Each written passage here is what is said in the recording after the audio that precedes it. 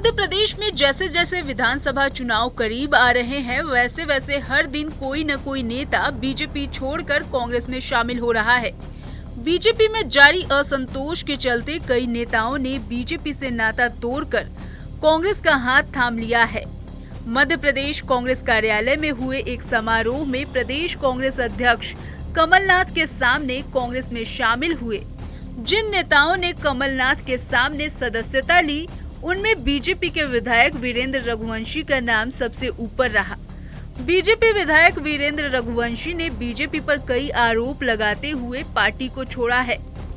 वीरेंद्र रघुवंशी के साथ जिन नेताओं ने कांग्रेस का हाथ थामा है, उनके नाम हैं भंवर सिंह शेखावत, पूर्व विधायक बीजेपी धार, चंद्रभूषण सिंह बुंदेला उर्फ गुड्डू राजा सागर, वीरेंद्र रघुवंशी बीजेपी विधायक शिवपुरी, छेदीलाल पांडे कटनी, अरविंद धाकर शिवपुरी, अंशु रघुवंशी गुना, डॉक्टर केशव यादव भिंड, डॉक्टर आशीष अग्रवाल गोलू भोपाल, महेंद्र प्रताप सिंह नर्मदापुरम, चंद्रभूषण सिंह बुंदेला टीकमगढ़, अनीता खटिक जतारा, प्रभुदयाल खटिक जतारा।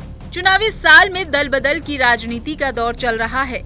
अब तक कई बीजेपी के नेता कांग्रेस में शामिल हो चुके हैं, तो वहीं कई कांग्रेसी नेता भी बीजेपी में शामिल हुए हैं।